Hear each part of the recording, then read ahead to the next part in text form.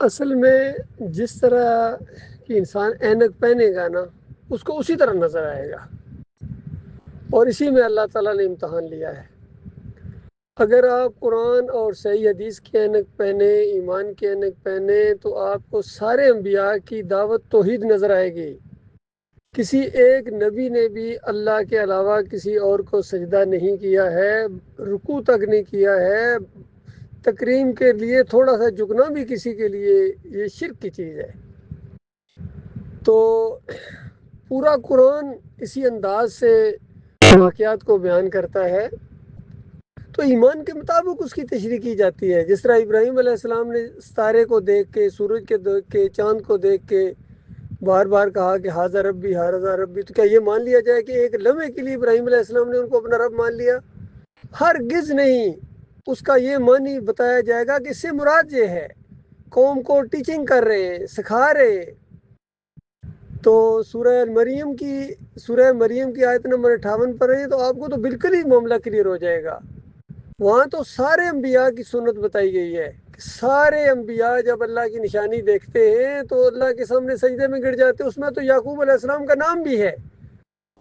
تو یہ یوسف علیہ السلام کا اقتدار میں آنا اور یہ عروج اور ساری چیزیں یہ اللہ کی نشانی تھی۔ اللہ بہت قدرت والا ہے، غیر محسوس طریقے سے اپنے منصوبے کو پایا تکمیل تک پہنچاتا ہے۔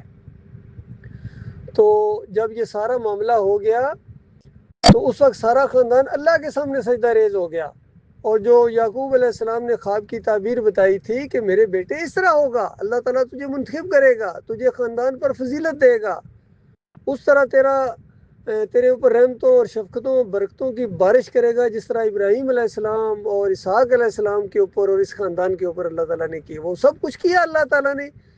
جب وہ سب کچھ کیا اور وہ آخری معاملہ تھا، یعنی پہلے مصر میں جب داخل ہوئے کس طرح ان کو پروٹوکول ہوا، آگے بڑھے، وہاں وہ جو بھی ان کی پارلیمنٹ وارا یا جس طرح بھی اس طرح وہاں جہاں کیا تخت تھا، تو وہاں جب تخت کے اوپر بیٹھے تو وہ کیا شان ہوگی۔ تو اس وقت یوسف علیہ السلام اللہ کے سامنے سجدہ ریز ہوئے ہیں، اور ساتھ ہی یعقوب علیہ السلام ہوئے ہیں، اور پھر پورا خاندان اللہ کے سامنے سجدہ ریز ہو گیا۔ اور یوسف علیہ السلام نے کہا کہ ابا جان یہ میرے خواب کی تعبیر ہے، یعنی جو خواب میں نے دیکھا تھا، جو میں نے آپ کو بتایا، جس کی تعبیر آپ نے بتائی، وہ سب کچھ ہو گیا ہے۔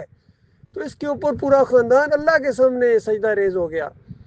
لہو کی ضمیر اللہ کے لیے، وخروا لہو سجدا، کہ وہ سارے کے سارے گرے ہیں لہو، اللہ کے لیے سجدہ ریز ہو گئے۔ شکر گزاری کا سجدہ اللہ کے بندوں۔ اتنی سادہ سی بات اگر آپ کی سمجھ میں نہیں آتی ہے تو اتنی آزمائش تو اللہ نے ہر جگہ ہر ایک کی رکھی ہے، صرف آپ کی نہیں، ہر ایک کی اللہ تعالیٰ نے یہ آزمائش رکھی ہے۔ دیکھیں بڑے بڑے علماء ہیں بریلویوں کے، وہ کس طرح قرآن سے ثابت کرتے ہیں کہ نبی علیہ السلام عالم الغیب ہیں، یہ ہے وہ ہے۔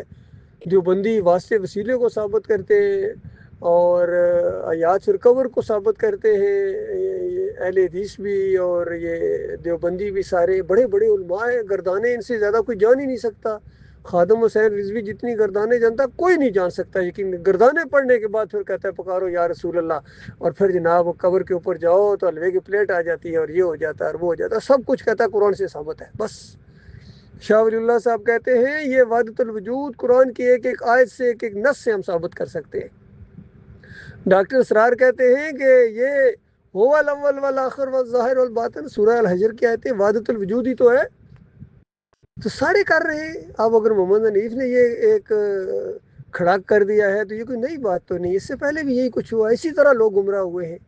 اور دائی جس نے یہ دعوت اٹھائی تھی، جس کی وجہ سے میں بول رہا ہوں اور آپ بھی بول رہے ہیں، لکھ رہے ہیں، ڈاکٹر مسعود الدین عثمانی رحمۃ اللہ علیہ، ان کو پیچھے کر کے اس نے آگے ہونے کی کوشش کی ہے۔ ڈاکٹر صاحب کی جو تفسیر ہے وہ بہترین قرآن کے مطابق ہے، اور اسی لیے ڈاکٹر صاحب نے فتویٰ لگایا ہے کہ جس کا ایمان خراب ہوتا ہے، یعنی جس کے دماغ کے اندر خرابی ہوتی ہے نا، وہ لہو کی ضمیر یوسف علیہ السلام کی طرف لے کے جاتا ہے۔ وہ یہ ثابت کرنے کی کوشش کرتا ہے کیونکہ دماغ میں خرابی ہے، ایمان میں شرک ہے، اس وجہ سے اس کا دھیان ہی ادھر جاتا ہے۔ یہ انداز ہے میرے پیارے بھائی، غور کرو۔ باقی مجبور نہیں کیا جا سکتا کسی کو بھی، ہر ایک کو اختیار ہے، ہر ایک امتحان کے اندر ہے۔ جو شرک کر کے چلے گئے وہ تو جہنم کی آگ کے اندر اتر گیا۔ باقی جو پیچھے ہیں ان کو اپنی آنکھیں کھولنی چاہیے، بڑی واضح بات ہے۔ سورہ مریم کی 58 نمبر آیت پہلے پڑھو، پھر سورہ آل عمران کی 80 نمبر آیت پڑھو، اور ایک جو آیت پہلے ہے وہ بھی پڑھو، اور پھر انبیاء کو جو اللہ تعالیٰ نے کہا ہے کہ اگر یہ بھی شرک کرتے تو وہاں شرک کی تشریح نہیں کی گئی. شرک بڑی واضح چیز ہوتی ہے، اللہ کے علاوہ کسی کو پکارنا، کسی کو نظر و نیاز کرنا، کسی کے رکوع اور سجدے کرنا، یہ شرک کی چیز ہے.